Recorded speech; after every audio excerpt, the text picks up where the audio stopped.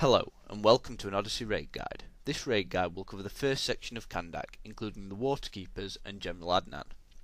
To successfully spawn General Adnan, you must protect 5 rocks. These rocks will be attacked by Waterkeepers. As you can see from the diagram here, we split our team into 2 halves. One half has 2 DPS, a controller and a healer, and the other half has 1 DPS, a tank, a healer and a controller. You can switch your tank to DPS at this point if you need, but it can make General Adnan more difficult, but nowhere near impossible. The DPS will start DPSing on the leftmost Waterkeeper on their respective side, and the controller will stun the rightmost Waterkeeper. The reason for this is because when the Waterkeepers raise their arms in the air and show a casting animation, they will then fire a projectile at the rock, and this will damage the rock. If they get too many casts off, then the rock will be destroyed and you will have to get a new one. Amongst this, there will be several adds spawning. The best way for the controller to keep a good target on the rightmost Waterkeeper is to get close to the spawn point. This way there should be no line of sight issues. The DPS should then DPS the leftmost Waterkeeper down first on their side, and then as soon as that's down, rotate to the right side. If there's any spare time in between, they should simply clear the adds. This should make every rock clear very simple.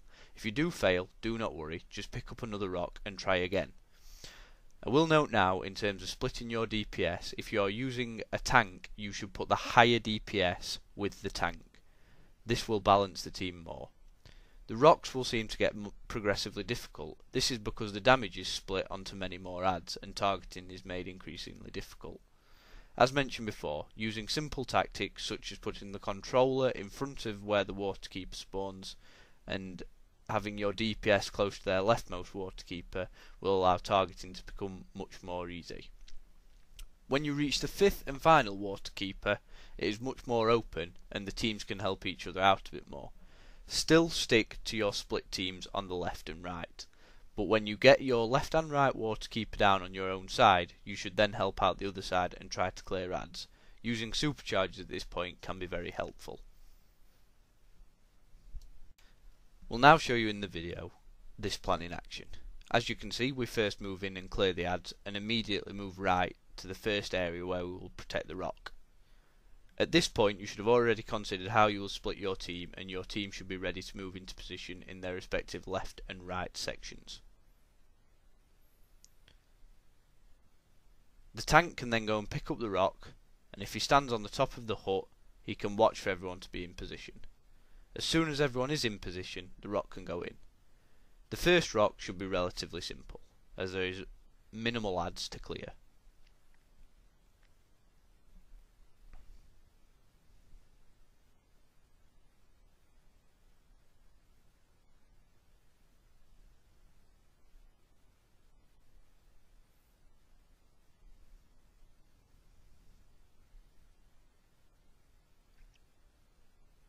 As you can see, upon inserting the rock, 4 Waterkeepers will spawn. In most cases, you will be able to start DPSing before these Waterkeepers get a cast, but due to the cutscene, you will see them get a cast off. This will not affect the health of the rock. Immediately, the DPS starts damaging the leftmost Waterkeeper on their side, and when that is down, start DPSing the right one. There's a note now to controllers that they should not stun too early. They shouldn't stun as the Waterkeeper is spawning, and as this will be a waste and diminishing returns will take effect. Ensure that you only stun them when they begin casting. Tanks with above 350 dominance with weapon stuns or power stuns will also be able to interrupt the casts. If you haven't got enough controllers or haven't got enough dominance, it is also possible to get up into the face of the Waterkeepers, which will make them aggro you and fight you rather than casting. We are aware that many leagues still use the pot tactic and stack pots in front of the rock to protect the rock, however we will show you how to do it without. Once the timer has completed, the aqueduct will be sealed and you can move on to the next rock hole. The video has now skipped the 5th and final rock, which is the most difficult by far. This is because of the sheer amount of adds. Please note you can see here that there is an investigation that does cause line of sight issues, so try to avoid this if possible. Once you've cleared a few of the ads and are happy that the ads are under control, you can put the rock in. The tactics are exactly the same, other than there are more ads in the way causing line of sight. Once again, if the controller gets close to their spawn point, they shouldn't have too many issues.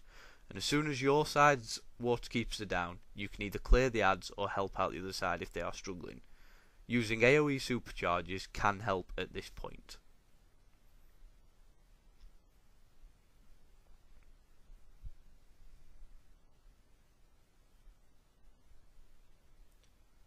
Ensuring raid members are close together and not causing any line of sight issues for healers will make this section easier. Some people may die to the amount of ads that are spawning. As soon as the aqueduct is sealed, the boss will spawn.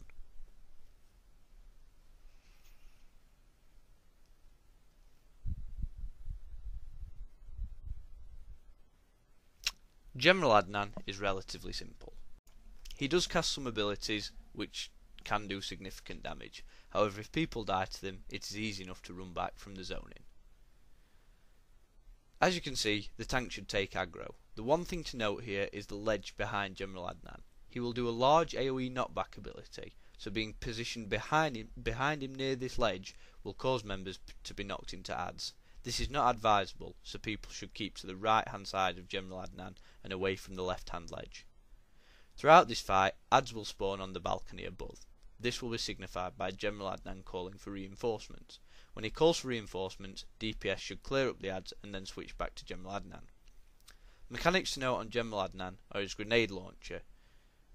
The grenades are very hard to see. The only way to notice them is a lot of minor damage will be taken before they explode. If you notice you've taken a lot of minor damage, roll out of the way because major damage will be incoming.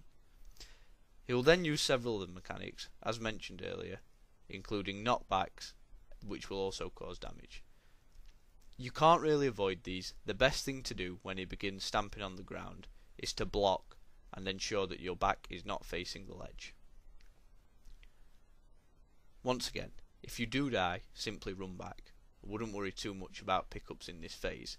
Some leagues do find it easier to pull the boss to the right hand side of the screen, so they are further away from the ledge and further away from the ads.